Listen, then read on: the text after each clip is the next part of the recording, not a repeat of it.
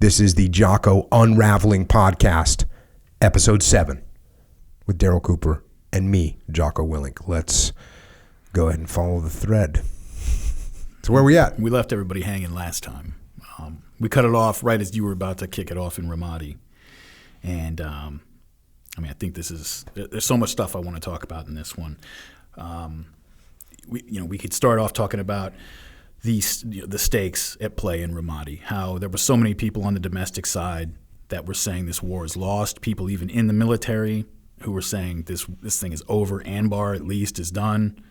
There were people all along from Petraeus up north in Mosul at the beginning with the 101st, other people in Tal Afar, McMaster and so forth who were saying this thing can be won, but you got to change your mentality. And so when you get to Ramadi, you mentioned that you picked up the counter-insurgency manual, and I don't know where you got it because it wasn't published until December of 2006. It wasn't out yet, but I got the latest copy on the internet. Yeah. It was a draft copy, and that's notice I said internet, not on the SIPRnet. It wasn't on the classified side. It was a draft copy that I got, and I just went and Google searched it, and they had just put it out there. And it's kind of like the Marine Corps just released a document called Learning, and it's the first one that's been released in 20-something years, well, since 2001. And, the draft of that document, you could find it way earlier than when it was actually released. So, yeah, and this is in April. So when did you say it actually got formally released? December. Yeah. Yeah, I had. You must have been one of the early adopters for sure. I was definitely an early adopter. I know that I was the first person that I knew that had read it was me. Like I didn't meet anybody else that said, "Oh yeah, here's the new manual."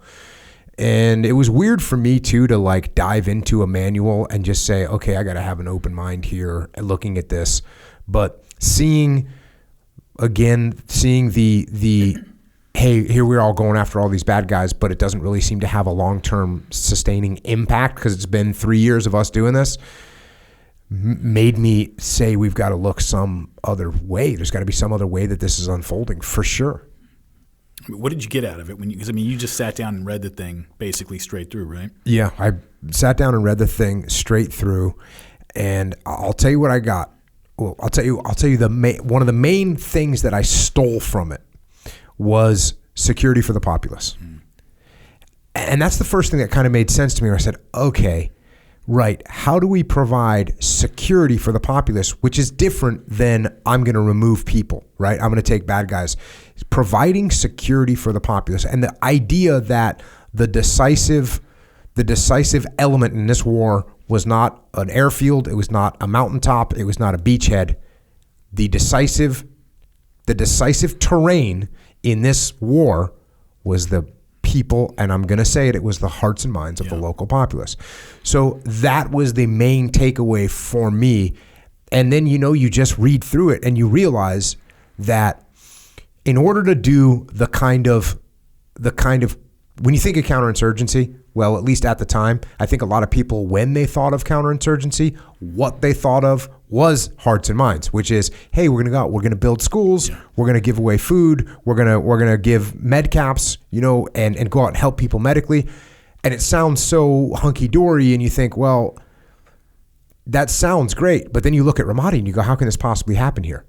And in the counterinsurgency manual, it explains that in order for those things to take place, you have to have control over the battlefield, and we didn't have control yet. So the first step in counterinsurgency is you got to get some kind of control in that situation. So that's another thing I realized. And the fact that, and this was, I think Petraeus said this later, he paraphrased it later, and it made sense, and I don't know, I got the idea. I understood it from the counterinsurgency manual, even though I don't think these words are actually in there. But he said this can't be a drive-by counterinsurgency, meaning, hey, you can't just drive into a neighborhood, say hi, and then leave. You got to go in there and you got to stay. So that made a lot of sense to me. So there was some things that I just had to open my mind and see in a different light. And seeing that target board and knowing that, for lack of a better way of saying this, we were losing. And a lot of this comes back again to the book About Face by David Hackworth, because he's the guy that said we're losing, like in Vietnam. He's the first kind of legitimate guy that said we're losing. And it wasn't that, I don't know if the thought we're losing would have entered my mind had I not read that book. But yeah, A, I'd read that book and I read that book a lot. But B, as you just said, there was the populace in America was turning against the war. I mean, this is 2006. This is nasty. And there's no end in sight. And there's Americans coming home, in caskets all the time. And so we've got much of the American populace saying, hey, we've had enough of this. We've got government officials saying we're not going to win. It's an election year. It's an election year. It's just nasty. Yeah. So the fact that I had a little bit of, I have a natural rebellious streak in me, and that's very beneficial sometimes from a leadership position because you're questioning what's happening as opposed to just accepting what's happening. So for me to say, for me to question what we were doing and how we were doing it was very good and very lucky. And also from a leadership perspective, I'm coming in there, I'm detached, right? I hadn't been to Iraq in 2 years. So I'm detached from it. Guys that are in the fight, they're in the fight. They're worried about the op they're doing tonight, tomorrow night. That's what they're worried about. They got a bad guy, good. They're planning for another op. They're not even looking at where it goes. I'm coming in it from a de facto detached position where I'm looking at it from 30,000 feet going. So I come from the States where everyone's saying, well, not everyone, but where a lot of people are saying we're losing, we can't win. I show up there, I see this target board. It looks like we're not making any progress. I think we've got to do something different. And that cracks me into the counter-insurgency manual 3-TAC-24? That's the new one. Yeah. The insurgents, it took us a while to understand counter-insurgency. The insurgents understood their part of it real well. You talked about how we need to go in, we need to build a school, we need to open a pump station or whatever. They knew that. They needed to go blow up the ribbon cutting. Mm-hmm. U.S. troops would be out there giving candy to Iraqi kids, and they would drive a suicide bomb into the crowd of kids. And after a while, we realized none of this stuff that we're doing matters if we can't provide security for these security people. For the populace. And, there's something that you said on the last podcast, and I re-listened to it, and it's funny because you said something along the lines of the insurgents realized that they realized, I think you said a weapon but you ended up saying they knew what they needed. They knew what they had on their side. And I thought what they needed to get on their side or something like that. And I thought you said people, right? And what I thought you were going to say was time, because that really is the ultimate weapon of an insurgency is, look, hey, American, hey, gringo, you want to stay here and, lose, 10 guys a week or 20 guys a week? Cool. We'll be here. We can outlast you. And we don't want to go home. We are home. You Americans, you want to go home. I don't care what American you are. You want to go home. We don't want to go home. We are home. And so we can outlast you. And that really is, time is the ultimate weapon in an insurgency. That's another thing. And here's a good conversation I had. So this was pressing into the combat actually starting in Ramadi. This is something I completely took from the counterinsurgency manual. So we started doing these Overwatch operations where we were going out and providing security for the populace via killing bad guys. And so we started conducting these operations. And here's a couple of things that I got from the counterinsurgency. Number one, when you start a counterinsurgency, enemy activity is not going to go down. It's going to go up. Friendly casualties are not going to go down. They are going to go up. So right there, it already feels wrong. When you start a counterinsurgency, it feels wrong, and it looks wrong. So the people that are tracking SIGACs, which is a term for significant activity, which was a word that had its own meaning and its own life. How many SIGACs were there today? Meaning how many enemy attacks were there, and that would get tracked. It was a metric. And so when we started this counterinsurgency, guess what happens to the enemy attacks? The enemy contacts, they go up. What happens to the U.S. casualties? They go up. So probably 3 weeks into this, we had conducted maybe 10 Overwatch operations, probably killed X amount of guys. I don't know, X amount of enemy, 10, 20.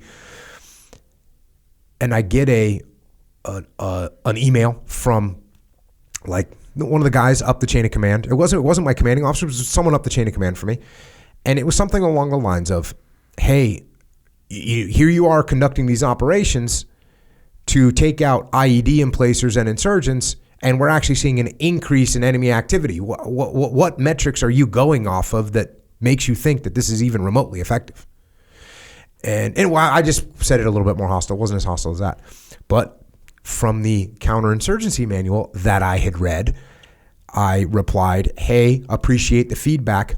The average counterinsurgency lasts 7 years. It's been 3 weeks. Can I get some more time to measure the metrics? And they were like, okay, fair enough. But that was me having read this book and pulled things out of it that were actually completely accurate to what we were living. So watching those SIGACs go up was rough. And I remember the brigade commander, Colonel Sean McFarland, he was answering the mail on this kind of thing, and we'd be sitting in the brigade meeting, and he'd say, yeah, the division is looking at us saying, hey, how are we supposed to think you're doing a good job here when enemy activity is increasing? And he probably gave a similar answer to what I did. We're taking the fight to the enemy, and there's going to be casualties, there's going to be blood, but that's the pathway to victory. When the people become the ground that you're trying to win, as opposed to an airfield or something like that, in a counterinsurgency, that means that everything you do has got to be measured for lack of a better term, political effect, as well as like tactical effect, right? And this is why this battle it just has fascinated me for a long time, because taking what I just said about how everything you do has got to be measured for political effect, and you guys are going into a city that probably much of it hasn't seen an American who was sort of holding their ground in a year maybe in some of these places, and you're going into a Sunni city with Iraqi security forces that are mostly, if not all, Shia, yep. Right? Yep. You've got to convince those Shia soldiers to treat the Sunni civilians that they're going to be encountering with respect. Yep. You've got to convince the Sunni populace there that, hey, we're coming in here with this is just for everybody else out there. If you don't remember what 2006 was like, the very, very beginning of the year, Al Qaeda in Iraq, massive car bomb at the Samarra Mosque, which is like one of the holiest sites in the entire Shia world.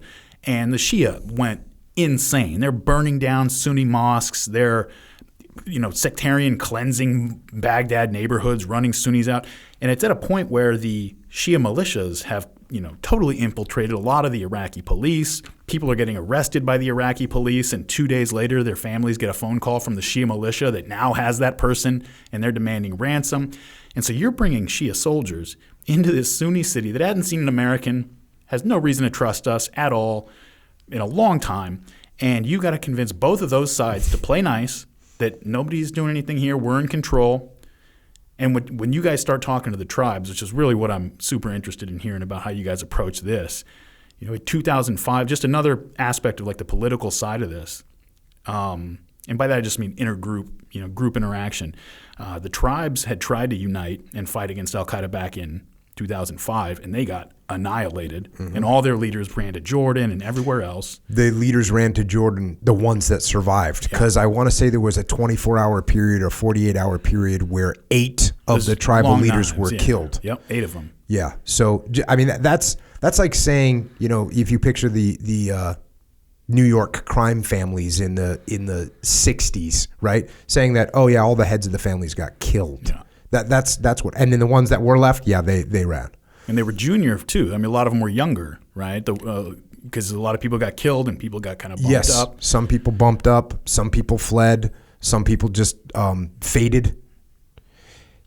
Yeah, all those things happened. You had the glass factory, I think, in February of 06, I think. January of 06. There's a police recruiting drive. Let's call it a recruiting drive for the young Iraqi men to come and join the Iraqi police, where they can now get control of their city. There's a massive suicide bomb there. There was a guy by the name of Lieutenant Colonel McLaughlin who was apparently, and this happened before I got there, so I didn't know him, but he was with the 228 out of Pennsylvania, so he's a reservist. They called him the Sheikh of Sheikhs because he was, just a great guy that had this great attitude, that was trying to make things happen and got along with all the different sheikhs and understood what we were trying to make happen. So he's actually, and this is what proves what kind of a leader he was, this is a risky operation to have this big recruiting drive, but they set security up, and now they have several hundred young Iraqi men that are thinking, okay, well, it looks like we're going to take back our city from these insurgents, and my sheikh and some of the other sheikhs have said to come down here and join up with this Iraqi police. And the glass factory is an old glass factory, and it's right outside of Camp Ramadi, so it's a good place to do it. Camp Ramadi being an all-American, base with thousands of troops on there and a lot of firepower. The glass factory is just outside. So they run this recruiting meeting, and the suicide bomber. There's 55 or 60 of the recruits are killed. McLaughlin is killed. A Marine that was on security, Sergeant Adam Can, he was on security. He was also killed.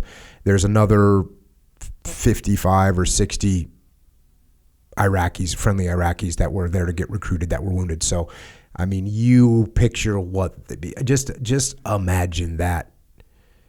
You're a young kid. You show up. We're going to take back Ramadi. You show up. The Americans are providing security. The Americans are going to make everything nice again. The Americans are aligned with my sheikh. My sheikh has sent me down here. And then the insurgents kill everyone that you know and wound everyone else. And if you made it out of there unscathed, you were never going to think about doing anything like that again, as far as you could tell. And this was a couple months before you guys got there and started this. This is in January. Yep. Yeah. This is in January of 2006. So just all of those challenges stacked on top of each other. Convincing the Sunni that we're going to protect you from Al Qaeda. Let me interject. Hold on. So one thing, when you were talking about the Shia soldiers, and some of them, I mean, what's the profile of someone that joins the Iraqi Army in 2006? What's that profile look like? Well, yes. Guess what? It's a lower class person. We're talking about the frontline grunts because there's the whole officer thing, and it's just like any. Well, it's not. It's the officer thing where these guys pay to get in position. They come from a family or whatever. But the soldiers who joins the Iraqi Army in 2006, who's a Shia? Yep, they're Shia. They need money. They're not educated. They are looking for a job, and here you go. That's the same exact profile of who is joining the Mahdi army to go and fight for the Shias, kind of it's the exact same profile. So in the barracks room Leif Babin, who was one of the platoon commanders, he was running a troop of Iraqi soldiers. In their barracks on the American base, they had a giant poster on the wall of Muqtada al-Sadr.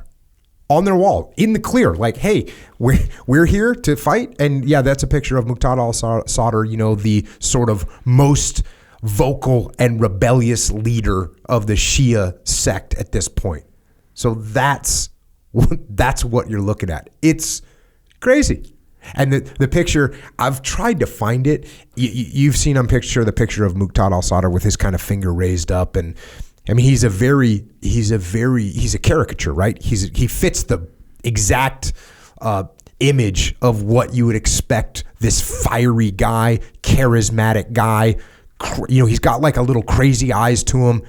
He fits that exact image, and so they got this giant poster, and it has like lightning around it. So that's what we're dealing with. Not much for subtlety in the Middle East. That's what we're dealing with. One of my favorite things ever is one of the insurgent groups that's been operating out in Iraq, or they were until a year or two ago, called themselves Euphrates Volcano. I'm like, that's awesome. Yeah. Wait, we're not sure if we're. I'm giving you guys slack for a couple beheadings for that good name. We're not sure if we're like a roller derby team, or an insurgent group, but we're feeling it. Having that poster up there points to, another one, right? So you've got to get the Sunni and Shia to play nice together. You've got to convince the Sunni in the city that we can protect you from al-Qaeda after we haven't done that at all for years now. And al-Qaeda's been the law of the land as long as you've been here. And when we recently failed to protect you, at the glass factory attack. But another one is that you've got to convince, I imagine it wasn't hard with your guys maybe, but do you have any issues when you started to talk to the tribes with Americans? We're like, these guys were shooting at us last year and you want us to give them amnesty, work with them, or these guys got a poster of Muqtada al-Sadr in their barracks and we're supposed to trust these guys? Like, how was that? Are you talking about me with the SEALs in Task Unit Bruiser? I would imagine that wasn't a problem. It was a little, the hardest challenge with the SEALs in Task Unit Bruiser was, hey guys, we're going to be working with Iraqi soldiers pretty much all the time. Are they going to watch our back? Are they going to watch our back? Can we trust them? And the answer is no and no. So what do? You mitigate risk. You figure out how you can train them up enough. You figure out how you operate with them where you've got 4 of those guys that are supposed to be doing something and you need 2 SEALs there to make sure that they're doing what they're supposed to be doing. So this was really before there hadn't been a lot of what would they end up calling it? Green on blue, meaning a bad like an Iraqi soldier turns and starts shooting. That happened more in Afghanistan. It happened some in Iraq, but at this point, it wasn't a huge threat. We thought about it, of course. Like, you just don't feel comfortable when you've got a guy that's got a poster of Muqtada al-Sadr in his bedroom, and now he's standing next to you with an AK-47. There's definitely some trust issues, and then there was different types of guys. If there's some Kurdish soldiers that would be in some of these units, and they would be very trustworthy and very squared away, but like almost a different level. Actually, they were straight up a different level. So if you had a couple Kurdish guys, you'd be pretty stoked on that. But yeah, it was so as far as telling my guys we're going to be working with Iraqis, that was a little bit of a struggle. But then when they understood why we're doing it, then they realized, okay. And even if they didn't agree with why we were doing it, because what I told them was, hey, we either get them up to speed where they can handle security in their own country, or we're going to be here forever and we're going to lose. Or we can get these guys trained up, get them out there so they can handle security, and then we're good. If that didn't convince my guys, here's the other half of it, and this is the slam dunk for a SEAL. By the way, we have 2 choices. We either take Iraqis with us or we don't work. Who wants to work? SEALs want to work, and they want to get after it. And if that means we got to take Iraqi soldiers, cool, we'll take Iraqi soldiers. So I probably got their hearts 60% there, just talking about the big strategic picture. But you got to tie it back to why it's good for them. And what's good for a SEAL is I get to go out and kill bad guys. And so, hey, this is what's going to allow us to do that. Okay, cool. We're on board. Let's make it happen. Were you guys operating pretty much from the moment you got there? Yes. They had missions for you and ready to go? When you say they had missions for us, we developed missions. So the task unit that we turned over with, they were tracking targets. We picked up some of those targets, and we were doing operations very quickly. When did the actual operation to take the city back really start? Where you start setting up the cops around the city and really pushing in? So it was like June or so maybe. But there was a I guess might call it a false start, which was when we got there, the first briefs that I gave my guys were, hey, we're going to do a Fallujah on this. We're going to do what they did in Fallujah, we're going to do here, because that's kind of where the planning was at. The 228 had done a great job surrounding the city, and now you've got both the 228 and the 11AD on station for turnover, and that means we've got double the combat power. That means we're going to go through the city and crush it.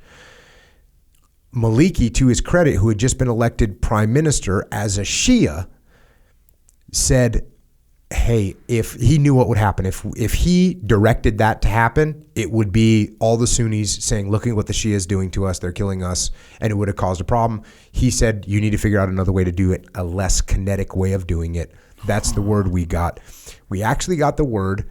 So we were planning massive massive multi-battalion operations. So the word comes down. Actually, we were in the process of planning a battalion-sized operation. We were going to support the 1st of the 506th. And real quick, this is fascinating because it's been written up in articles and I think even in Tom Rick's book that this was done intentionally, that it was a head fake, that we loaded up a whole bunch of men and material like we were going to come in like Fallujah in order to get some of the insurgents that had been nested in the city to back out before we started moving into neighborhoods. But we were actually planning on doing that, it sounds like. If that was the head fake, then they faked me out too. Yeah, okay. And they faked out everybody that I talked to and worked with, including planning a battalion-sized operation that we were going to execute.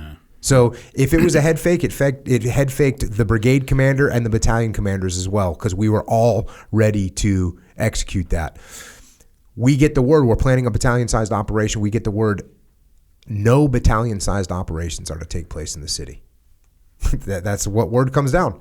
Okay, so we change our battle plan a little bit. The first, the 506 makes a change to their battle plan, and they do like a 2-company plus sized operation, which is pretty close to a battalion-sized operation. But that was our first push into start establishing. We didn't establish a cop on that, but that was the first. Hey, we're going to come and we're going to stay.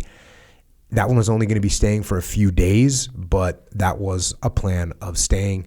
And then as far as I'd have to check the dates, I don't remember the dates of when we did the very first operation to go and seize ground where people were going to stay. But there was, in a couple of weeks, there was some turnover operations that happened where we being American coalition forces tried to turn over certain control points out inside the city, and the enemy would attack them and just cause complete mayhem. And they overran several positions, which again, when people ask about what the enemy was like, I was going to say, what was your sense of them as far as like, how were they as light infantry? They used radio communications. They had maneuver elements. They would extract their casualties. They would bring in reinforcements. They did what a military unit is expected to do. I mean, you figure other than Americans at that point, they probably had more combat experience than just about any force in the world at the time. For sure, and even Americans, right? Yeah. I mean, the 228, when we showed up there, had been on the ground for 14 months, but guess what? The people that lived in Ramadi had been in there for 22 years, 28 years. They'd been in Ramadi since the war started in 2003, so they had years and years of experience. And a lot of them were former regime military personnel, so that helped as well. I was reading a book. It was talking about the very, very early days of the war, and somebody was up in, I think here's what it was, is we were basically going around in those early days looking for a fight, looking for somebody from the Iraqi armed forces to actually stand and fight us, but they were always just melting away. So we said, well, we're going to go after Tikrit. That's where Saddam's from. It's like the last place we haven't really gone into. If they're going to stand and fight anywhere, for sure they're going to stand and fight there.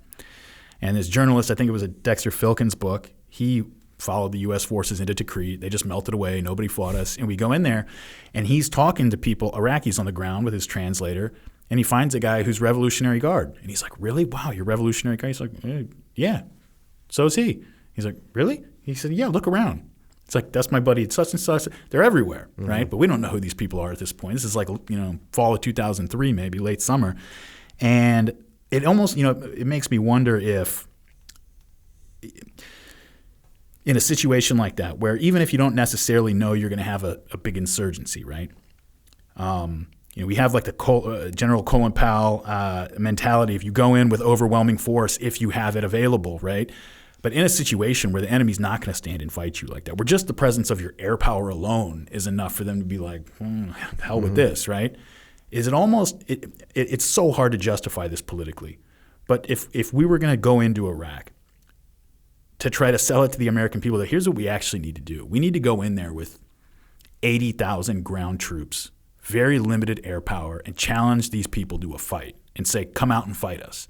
Draw them out and say, make them think like, maybe we can actually go out here and fight these guys in order to draw them out and fight them. Because, in a situation where everybody just melts into the civilian population, the minute you show up with, just a whole corps and air power and everything like that, it's really hard to nail anybody down. And then you end up with an insurgency.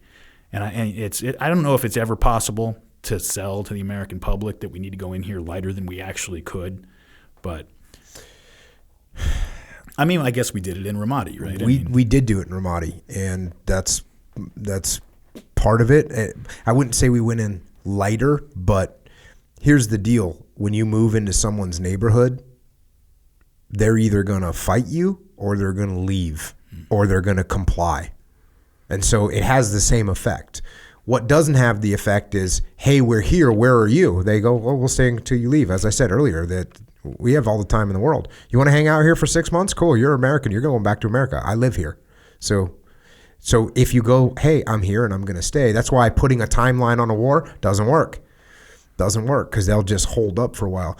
And the other thing it's key to recruiting allies too. They got to know that you're going to stay because the other people are definitely going to stay. Definitely the enemy is definitely going to stay. So if you have a timeline on the end of your, my fight card expires in 18 months. Cool. 18 months to an insurgent is a joke. Yeah. Right, but he's in his house. Yeah, he's in his house. It's like being on lockdown. Oh, cool. You're gonna be here for 18 months. Cool. I can do that. I can hold my breath. I'll go work in my auto mechanic store down the street. I'll make money. I'll save up. I'll throw some IEDs your way occasionally just to piss you off and make sure that you want to leave. And other than that, I'll wait 18 months. No factor. Yeah. The insurgents too. It really adapted to trying to bring down the institutions and functioning of civil society, right? I mean, they got to the point where they were killing garbage men, They were killing teachers, anybody who was necessary to make things work. Yep, and that's a great point to bring up. And there's been a couple people that have commented I saw on social media and otherwise about this podcast, and of course people were painting me as sort of pro-American, patriotic, and other completely 100% accurate things. So I get it. One thing, though, that I see a lot of is people will say there was X amount of civilians that were killed in the Iraq War. And it's a horrible number. It's a horrible number. I don't know if it's in the millions, but it's I've heard the millions get thrown around all the time. Hey, the civilians, there was millions of, whatever that number is, killed during the Iraq War. And hey, if that number is 10, it's awful. If it's millions, it's exponentially more awful. But it's the fact of the matter is, those millions of civilians were not killed by American troops. Were some of them? Yes. Some civilians died at the hands of Americans, whether it was in crossfire, whether it was in errant bomb droppings, whether it was in mistaken identity. Like, hey, I say this all the time. If you think you can go into war and you're going to spare civilians and they're going to get a get out of death free card, it doesn't happen. Civilians are going to die. The percentage of Iraqi civilians that were killed by Americans is minuscule compared to the amount of Iraqi civilians that were killed by Al-Qaeda insurgents, Sunni insurgents, and Shia insurgents. Like, that's where the killing was. Now, if you want to take a very anti-American stance, you can say, yeah, but those conditions that allowed that to happen were because of America. And to that, I'd say, yeah, well, it's tough to argue about that, and we could have done some things better to prevent that from happening. Absolutely. And I'm, looking back, hindsight's 2020. Here's some things that we would have done different. We already covered some of them.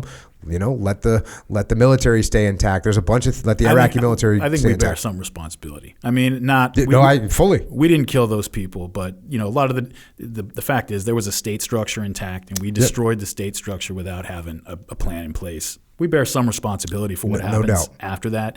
The same way as what you hear. You have an overcrowded military prison or something, and the place runs out of food, and they're starving. you're not killing those people. You're not putting them in gas ovens or something like that. But you're responsible for, what's going on there to a degree. Yeah, and what you really, to take your metaphor, make it even more accurate is, let's say there's a prison, a military prison, and it's overcrowded and there's not much food. And look, but then what happens is now there's a riot and they kill each other, right? Because that's what happened. That's basically what happened in Iraq. That's a more accurate picture. Hey, there's not much food, there's not much water. We're not just dying of starvation. What they do is they start killing each other. So that being said,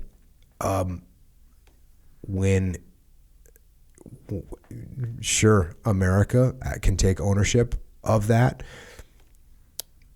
The people that are out there cutting off each other's heads, they have to bear some responsibility too. I would say it's 90-10, sure, yeah.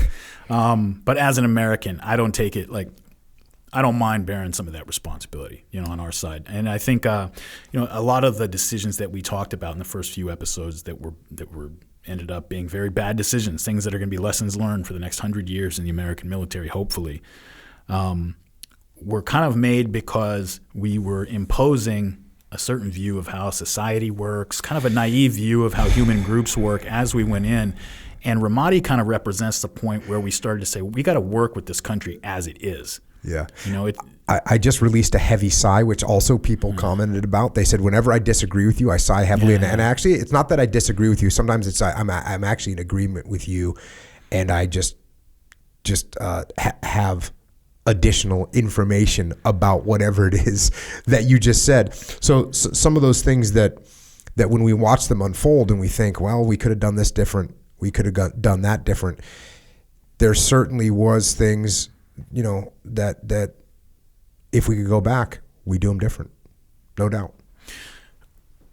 So let me put it this way, actually. When we think of how government works, how civil society works here in America, we think of something like what tribal patronage systems like they have out in Iraq. To us, that's corruption. That's nepotism. That should be illegal, right? Yes. You have a whole social system that's built on this kind of stuff out there. And you guys finally went into Ramadi and said, we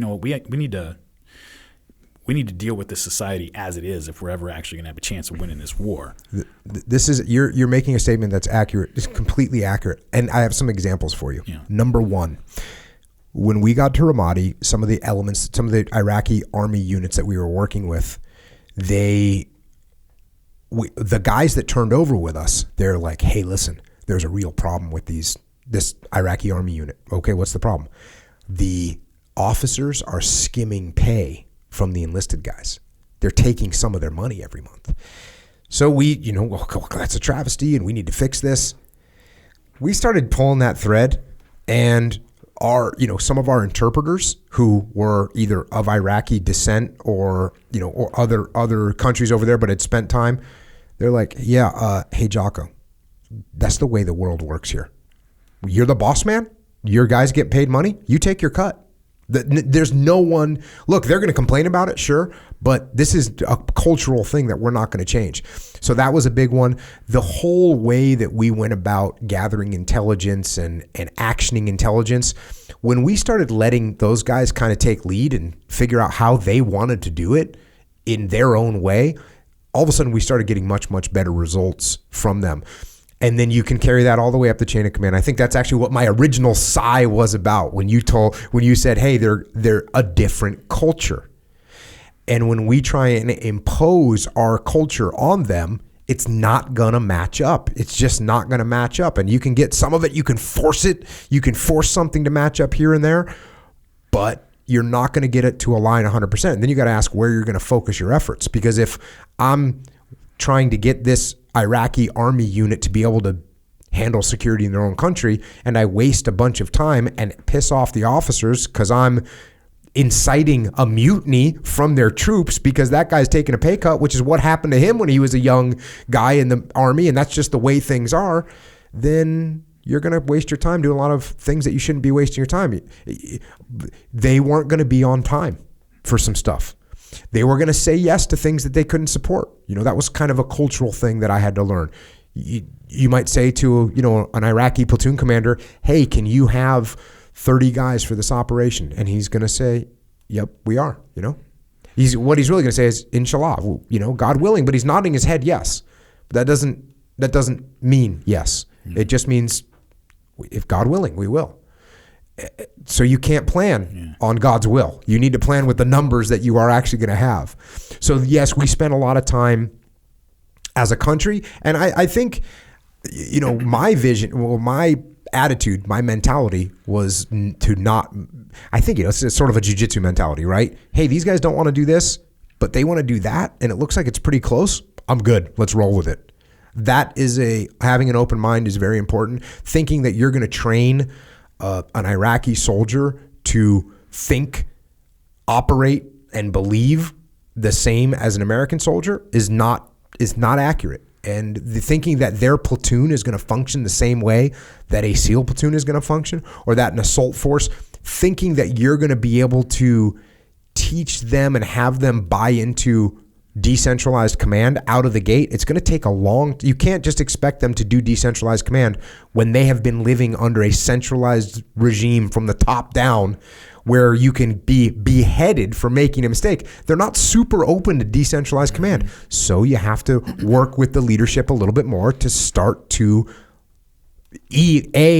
move in that direction, but more important, B, how do we take what your culture is and how do we make it work? And that's a very important lesson to learn about any insurgency and working with people from other cultures. You're not gonna, you can change people's cultures, but it takes generations. It's not going to happen in 3 months. It's not going to happen in 6 months. It's not going to happen in a year. It's going to take a long time, and it's going to take deep effort, and it's going to be costly. But, we were able to change the culture of Imperial Japan. They changed their culture, the culture, and not all of it, but that, yes, we did change some of it. We sure as hell didn't change all of it. I mean, Japan still has a culture that is rooted the same. You could trace threads of the Japanese culture that exists today all the way back through World War II to all the way back to the samurai days. You can do that, no problem. So thinking that you're going to change a culture during a 6-month deployment in a SEAL task unit, not a good place to put your effort. What you can do is look at the culture, see how it operates, and see how you can get to the end state you want. And just like decentralized command, hey, look, here's what we want to get done. I'm not too concerned about how we get there. I just want to get there. In Japan, at least, we had a long-running national identity and culture we could work with, where the elites in Japan, the bureaucracy that more or less stayed intact over the course of our conquest of the islands, you could make changes at the top and it kind of trickled down. The state had been in place for a long time, and Japanese identity and culture had been in place for a long time. You're dealing with a place over here where that is not really in existence, especially out in out in Anbar and eastern Syria in the desert there. I sent you a quote as we were leading up to this episode from a book where a journalist, was over in the Middle East, and he had a Jordanian driver and interpreter. And this Jordanian is from Amman. He loves the king over there. He loves him specifically because he's such a modernizer and a liberal. And this guy is very proud that Jordan is the most Western of all the Arab countries. And then this journalist got surprised because he said, as I'm talking to this guy, the most cosmopolitan guy you can imagine, from Jordan.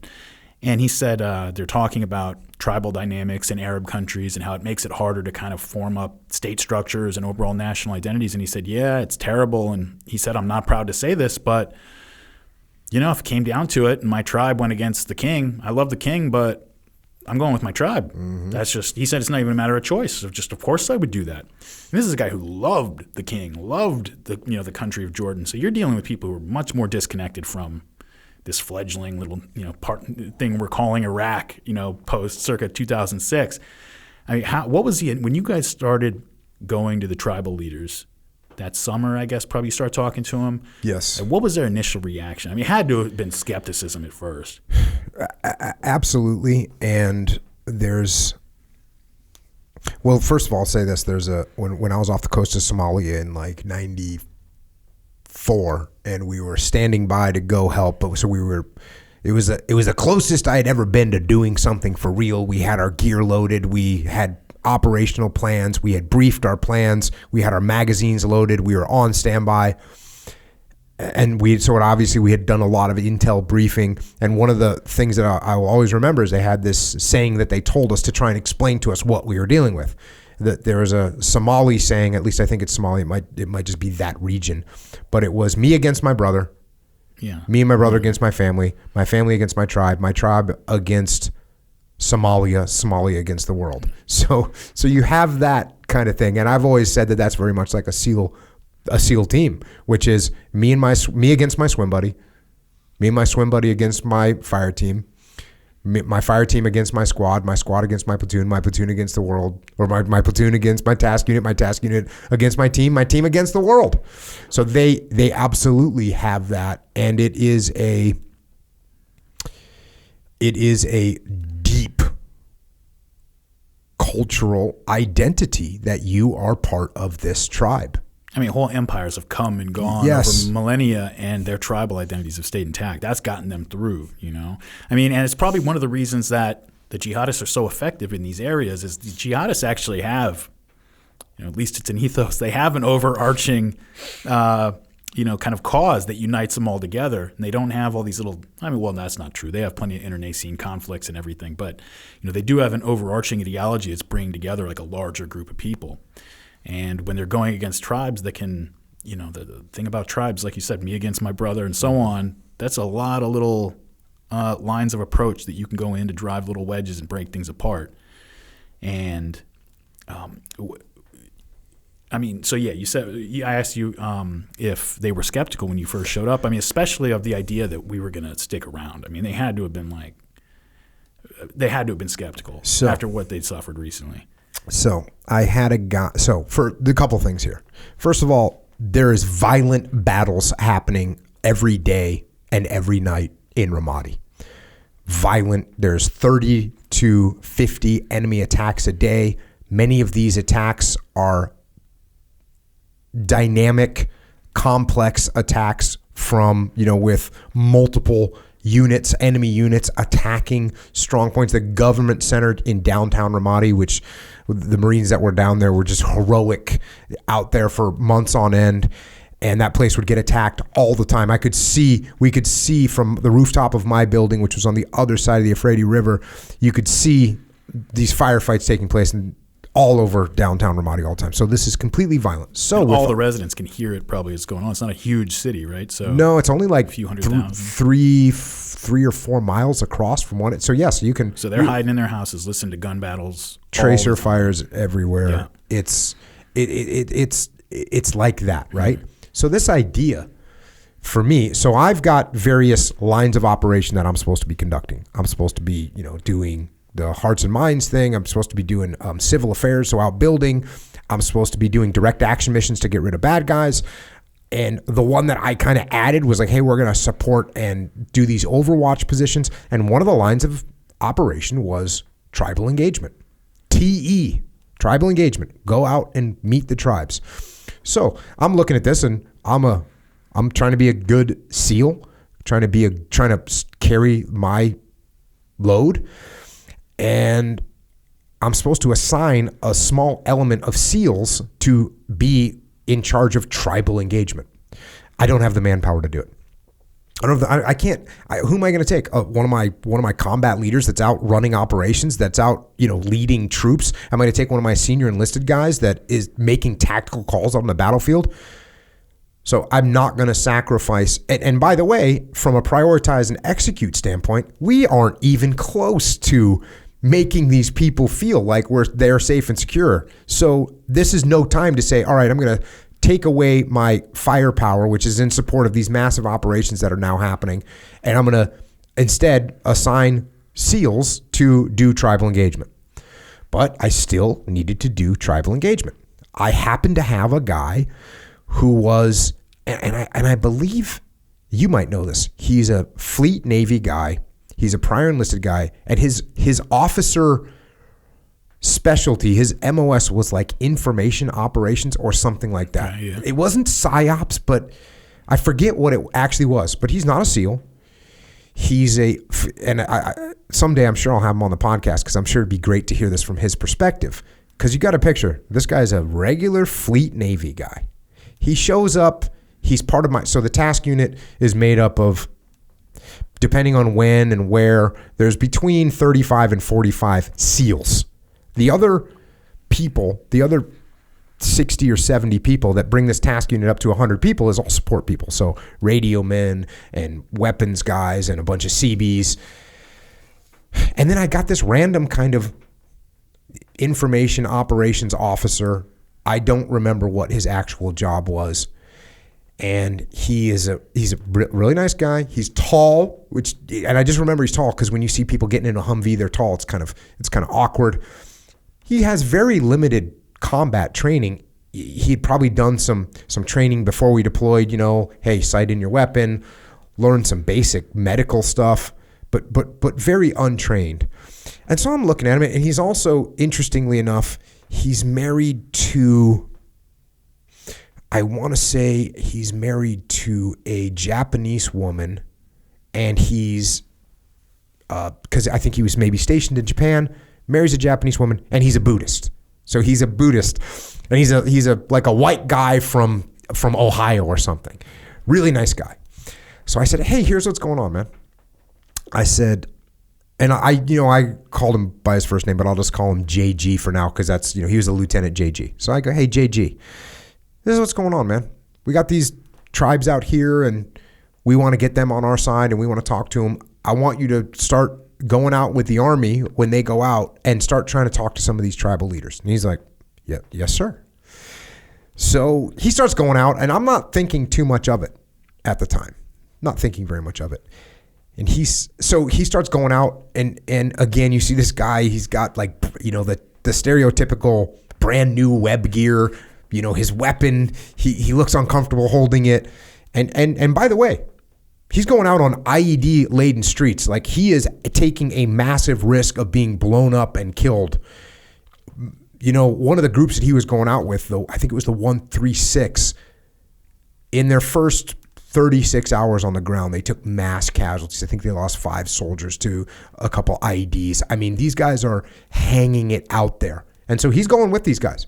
So when I'm jesting a little bit about the way he looked, don't mistake that for me questioning his courage in any way, shape, or form, because he was loading up and going out into these unknown neighborhoods, trying to interact with with the tribes. So that is where this tribal engagement began for me. I'm not giving anyone up. If you know how to shoot a machine gun well, you're going to shoot machine guns.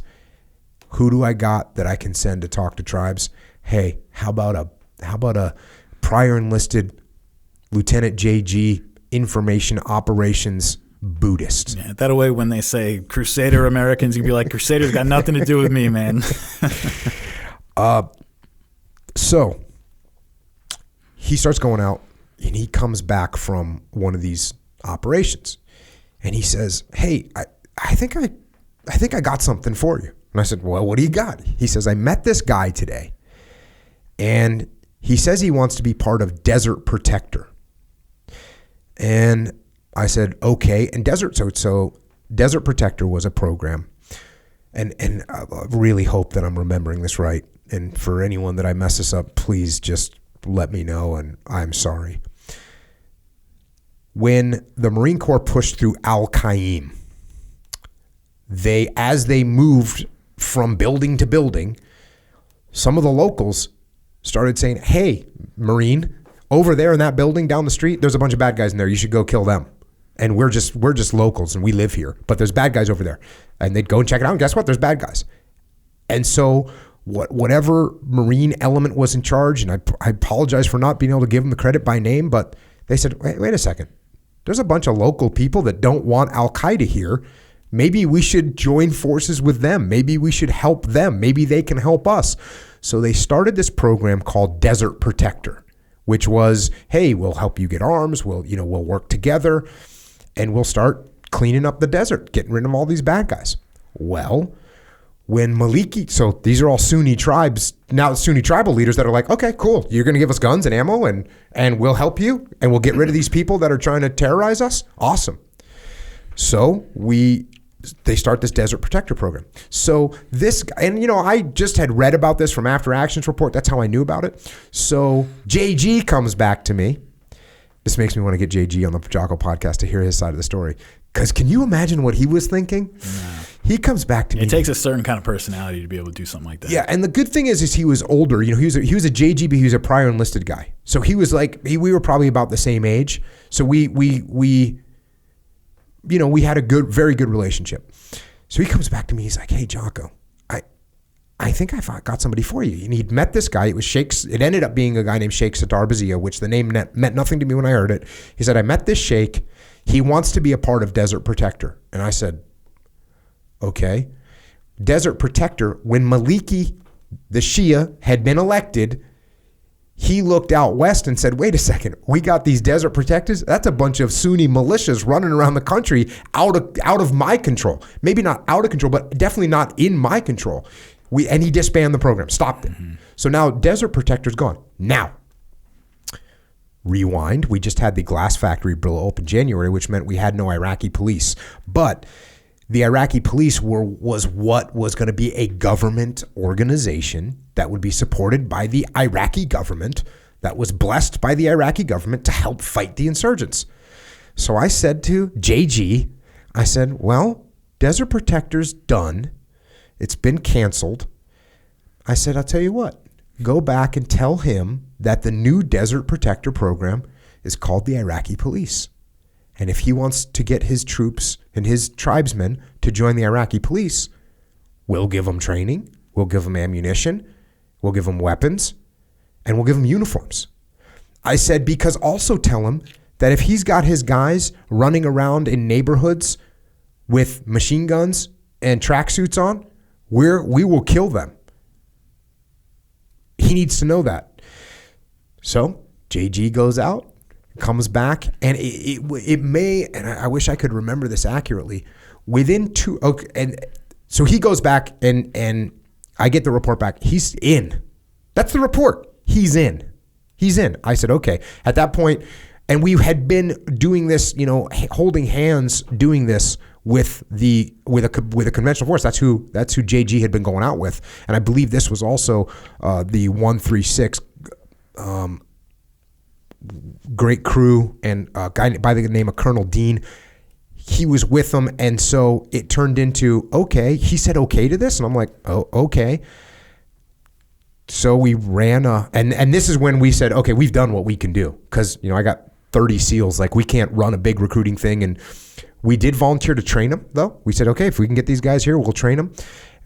Start getting them wearing a similar uniform. And so this all happened, and within a very short period of time, JG went to one of these meetings and came back and said, hey, sir, you can get this translated, but this is a document. There's a bunch of tribal leaders that are going to work together with us.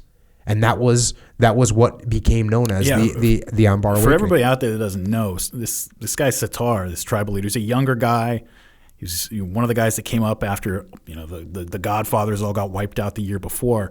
I mean, this is the central guy who got all the tribes together and kicked off the Anbar Awakening. He was very pro-American. We were after him like the year before, right? And the year before we had gone, not even a year. The task unit before us we had a target package on this guy, meaning this guy's a bad guy and we need to go get him. So we had a target package on him. Why was he a bad guy? Why did they consider him a bad guy? Because he was running guns, because he was a gangster. And how do you maintain your position as a sheikh? How do you get money? You need money, you need power. How do you do that? Well, it looks like smuggling is going to work right now. Cool, we're smuggling. That's what he's doing, smuggling guns and making things happen. And we immediately, obviously, pulled him from the target list. Like, okay, this guy's on board. And this goes back to the quote that I talked about on one of the earlier podcasts of we're going to vote, we're going to bet on the winning horse. So that's what he kind of did. He said, okay, here's the winning horse. And General McFarland, who was a colonel at the time, went through the same thing with his chain of command. They said, what are you talking about? This guy is going to lead a coalition. We have a target package on this guy. And he was telling the story, Colonel McFarland, he was telling the story, at the table for at one of these brigade meetings. He's telling the story. This, to have lived through this, I'm so lucky to have been sitting at these tables and sitting at these meetings and seeing this stuff unfold. But he's sitting at this meeting and he says, the general's wondering why we're going to work with a guy that we were targeting and that has run guns and is a smuggler. And the colonel said, I told him, hey, boss, the guy's a mobster. He's a gangster. That's what gangsters do. And now he wants to work with us, and we need to move forward. And he convinced him because that's what we ended up doing. Even if you think about what we mean by a mobster, when we think of the mob, we think of the Italian mob, the Irish mob, the Jewish mob, ethnic mafias, right? These groups that come over here that have some external reason to be tight knit. They're all from Sicily or they got the family, whatever it is. And again, we've got a society over here that we've got bureaucratized and kind of all the rules are in place. And anybody that's doing anything kind of off the grid, that's a criminal activity. That's corruption or whatever. That's something that we've worked through only over time, though. And there's a lot of little more local, informal ways of social, means of social regulation that are still at play in tribal societies like that. You think about something like in the U.S. where if you have let's say the truck drivers union or the longshoremen's union, right? And back in the day, like a couple cases of steaks and a couple cases of whiskey would go missing off the docks or whatever. And we've got all these things in place now to make sure that doesn't happen. Everything is stamped and tracked with RFID chips and blah, blah, blah, blah, blah. And I suppose that's fine. It's more efficient.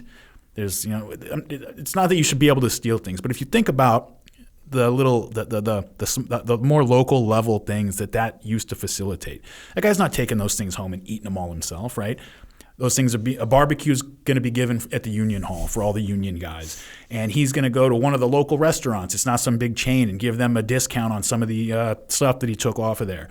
And it's providing these little sinews in that local community and making things work and giving that guy what they call in Iraq wasta, right? Mm-hmm. He's got the juice now, which means what it does is now if he's just a wild criminal, that's not a good thing. But it does mean that you got somebody to go to if you need to, who has some authority, who has some juice in a community. And again, in America, we just don't think of things like that. Everything's corporatized and bureaucratized, and we look at those things as almost an unnatural outgrowth when that's the natural state of things. We've got this very complex machine put together over here. Everything's handled much more local and formally over there. And, you guys had to start learning how to think like that and learning how to work with that. Yeah. Here's an example. And I'm so glad you brought this up. So we got a guy that's a gangster. He was running guns and doing whatever he was doing. Maybe he was even conducting or directing attacks against coalition forces. I don't know that. I don't really think so. This guy had his house kind of looked like the White House purposefully. I want to say he had a life-size picture of John Wayne in his house. I think I've read that. Yeah, I think I've read that. So he's a real, he's a courageous guy too. They murdered his brother ran off. His brother ran off, but his grandfather was like one of the people that led. His grandfather led rebellions against the British, right? So this guy, he's a guy that he's not playing around. He's a gangster. He's a tough guy, but he's very pro-coalition at this point. And so one of the things that I did is we had, I mentioned that we were supposed to do civil affairs. So we start giving this guy civil affairs projects. And what does that mean? That means we're giving him money. Let him distribute the benefits. So I remember we did some project with him, and it was a really big sum of money. I want to say it was $150,000. $150,000. It was a road pavement or whatever, something like that. And again, I remember, I don't want to say I got pushed back, but I got some questions about hey, who is it really worth $150,000 to pave this road? And couldn't the engineers do it? And so, along that line of questioning, and I was like, no, this is money to prop this guy up, but more importantly, to give this guy wasta, to give this guy, hey, he's going to feed that $150,000. He's going to buy. Iraqi Army were getting $300 a month at the time. He's going to buy $2,000 worth of stuff to repair the road, and then the rest of that money is going to pay his people, and he's going to gain wasta. And that's the kind of thing where it really helped. It made him more powerful, and which is what we wanted, because other people see it. You hook up with the Americans. Then, yeah, and this guy, the cool thing was, and the point I want to make clear here, this guy wasn't like some puppet. This guy wasn't some, this guy, we didn't America didn't, this guy's not a Manchurian candidate that we put in here. Hey, here's a guy no, this guy is from Ramadi. He grew up there. His family is rooted there. This is his world.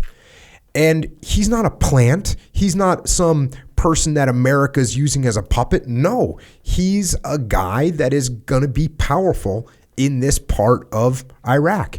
And he's not following American orders. What he's doing is he's trying to build his country back. So I just want to make sure that is clear, because I could see people thinking, oh, they just got some shill to throw in there. No. This guy, a tribal leader, a sheikh is almost a sovereign entity. I mean, absolutely. And you can't just insert a tribal leader.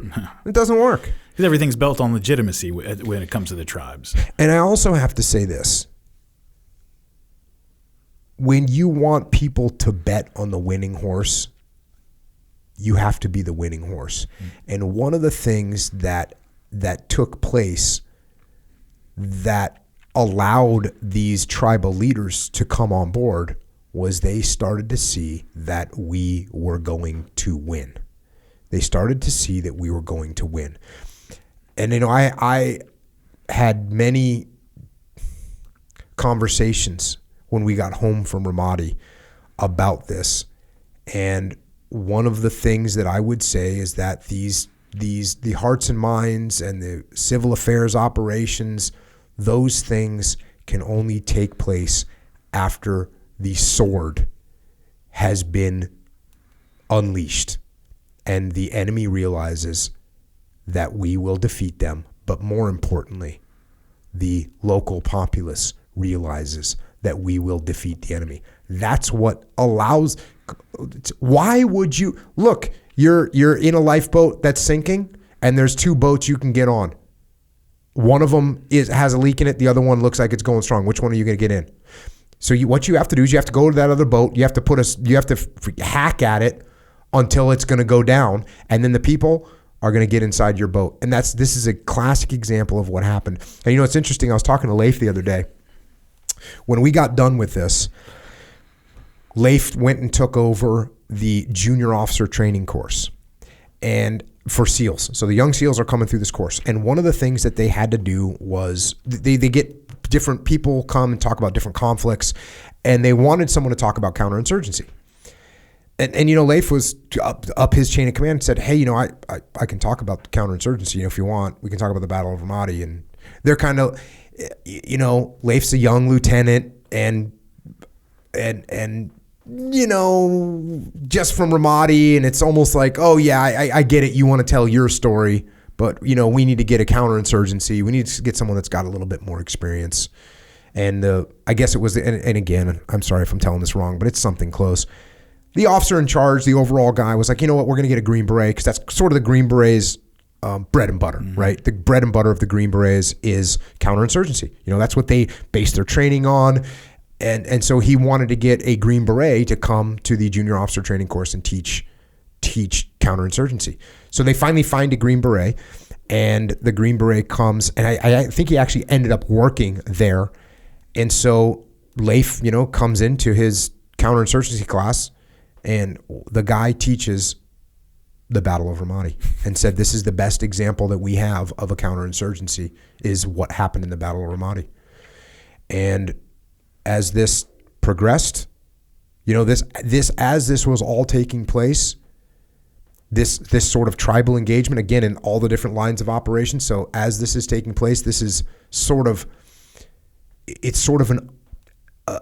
a slow cooker that's happening, because in the front line and front and center of this whole thing, there was sustained urban combat operations that were happening all over the city of Ramadi. High pace.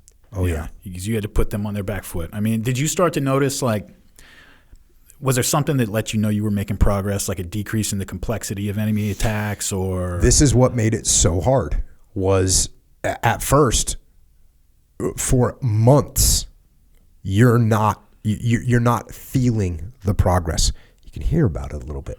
So the closest thing I would say was we would get the intel from the sheikhs and their tribesmen, like that progress was being made, that bad guys were leaving, that the tribesmen would conduct operations. We'd hear about that. They'd be like, "Oh, we killed these guys," and it would get reported up the chain of command as a red on red, they'd call it, meaning, oh, there's infighting between tribes, and we'd be going, no, that's not red on red. That's good guys. That's good guys. That's our people out there killing bad guys.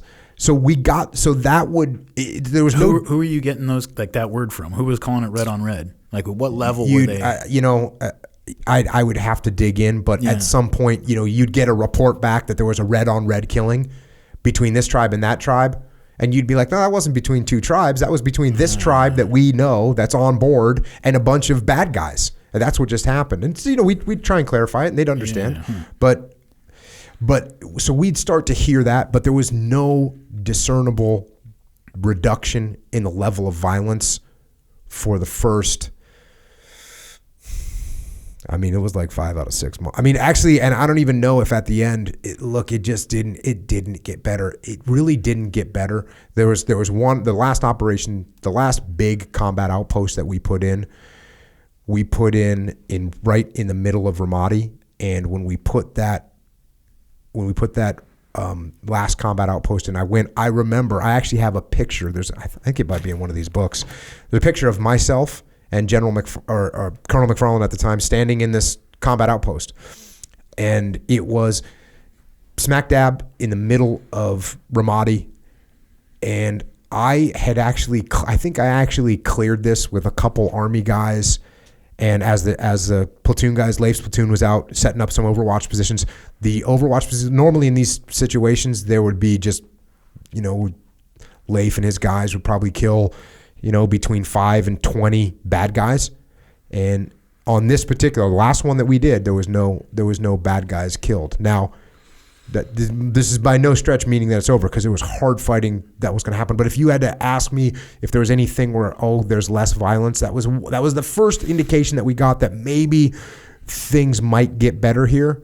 But that was, we were fighting, and Mikey Mansour, that he was killed on September 29th. And so that's, we're weeks from going home at that point. And believe me, that day was a fight. And so there was no real discernible, and that's one of the things, there's no real discernible reduction in the level of violence. But when we got home, that's when it's changed, and it changed so dramatically. It was hard to believe. I remember there was the Sofia incident. I think it was Sofia, right, in December, when there was one of the holdout tribes that had been slow to come over to our side, and he came under attack by Al-Qaeda, big, massive attack. And General McFarland made the decision, he's not technically on our side yet, let's go back him up. And that was in December, right? And then after that, it was like the tide broke. That's a classic example of just great leadership from General McFarland, right? Hey, this guy's been causing us problems, but now we can help him, and let's see what that gets us for loyalty in the long run. And what do we have to lose? Well, if he hates us, he doesn't like us now. If we help him and he still doesn't like us, okay, we're still where we're at. But if we help him and he likes us, well, then maybe we've made some progress. Yeah, I think you got articles from people who were there visiting, journalists who were there visiting in early 06, spring of 06, right around the time you were getting there, who came back a year later in the summer of 07, and they said American soldiers are walking around with no body armor in the middle of town. There's markets open, and it's crazy to me what the courage of the Iraqis who actually went out there and opened their businesses again and got their lives going blows me away. And it just shows you how quickly things can change. Once people, and how quickly people can adapt to a situation once they feel safe and once they feel like there's something to look forward to tomorrow. And that's why that tenet of counterinsurgency is security of the populace. Security for the populace is so important, because until they have that, they're going to hole up They're going to give passive support to whoever they think is going to not kill them, which it doesn't take long to figure out that the Americans are not going to kill you, but the insurgents will. So who are you going to help? You're going to help the people that will kill you if you don't help them. Yeah. And that's it's horrible. And that's why the sword of destruction has to be wielded with a heavy hand when you show up there against those insurgents. And at the same time, it has to be wielded with an accurate hand, because when you kill civilians, even unintentionally, it can cause backlash. Now, I'll be perfectly frank with you and say that these people have been at war for so long that they actually understood. They actually would understand when something bad happened. They would understand, and they wanted us to be there. There was, I guess I would say, there was, the guys would always come back. Oh yeah, there was people cheering when we killed these bad guys, and that was, I think that was powerful. Yeah, it was powerful. We got to wrap this up. There's one thing I want to leave us with. There's this quote from an Army first lieutenant in one of Rick's books. He's talking about this period. It was right about this period that he made this quote, and he said that all the Shiites have to do is tell everyone to lay low, wait for the Americans to leave, and then when they leave, you have a target list, and within a day, they'll kill every Sunni leader in the country. There's an argument, or is there? Maybe we'll cover this more as we go to the next episode, but something to leave you with is, there's some people that say by arming the Sunni tribes, call them the Iraqi police if we want to, tell them they're only going to operate in their own little areas, however we handle it, that we were trading, we were gaining short-term security but planting the seeds for like longer-term instability, because there's no way that the Shia were ever going to be okay with that.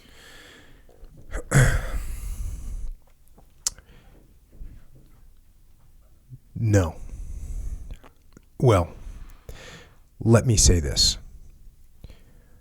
When you take the people of Ramadi from a vicious, war-torn situation, and you put them in a scenario where there's peace and there's prosperity, people get, I'll use the word addicted, right? When life is good, people start saying, wow, we don't have to live the way we used to live.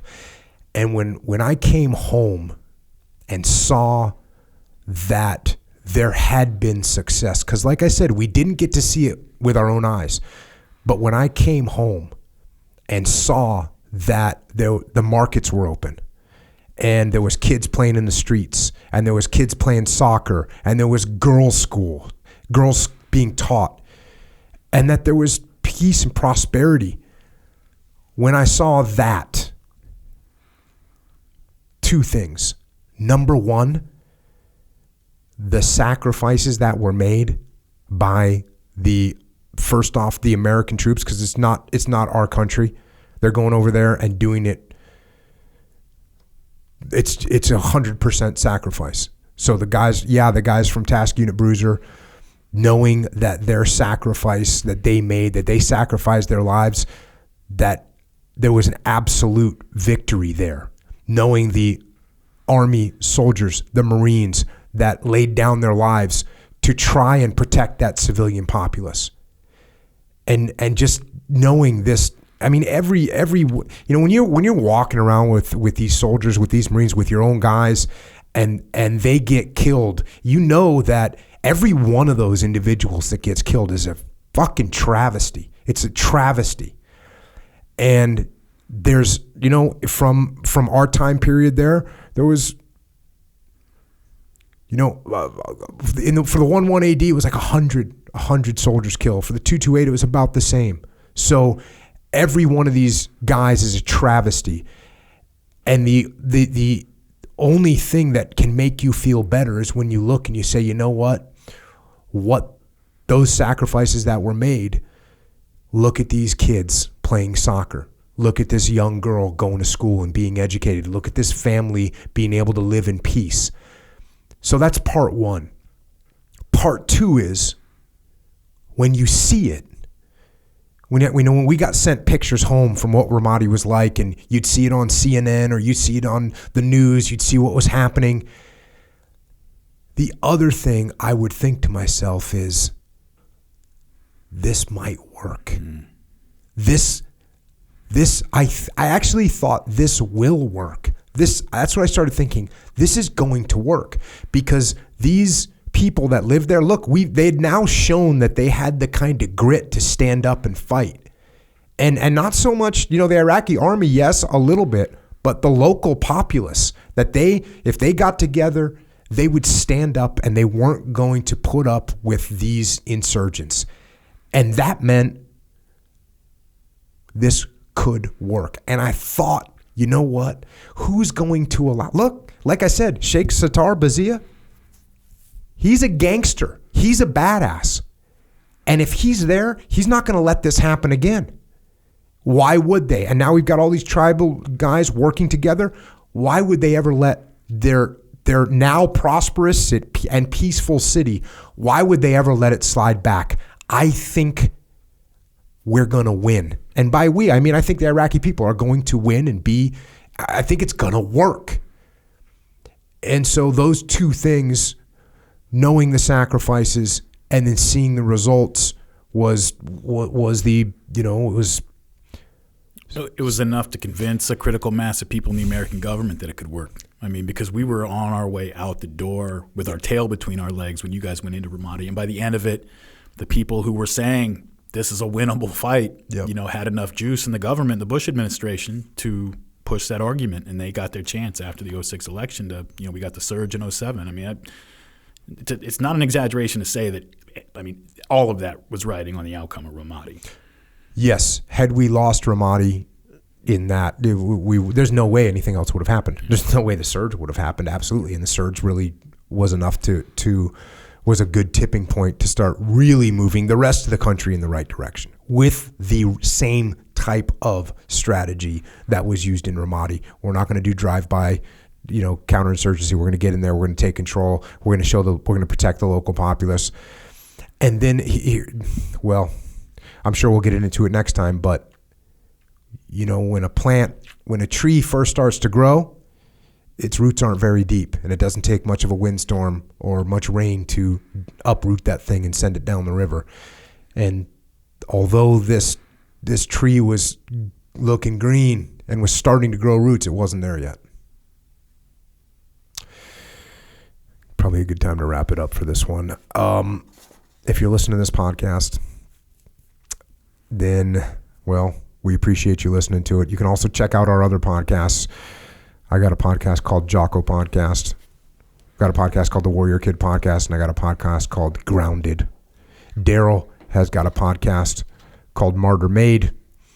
You can support all these podcasts by getting some gear from Jocko's store or Origin Main, so jockostore.com or originmain.com. I also have a consulting company. It's called echelonfront.com. We help people learn leadership and align leadership inside companies. And with that, thanks for listening as things unravel. This is Jocko and Daryl. Out.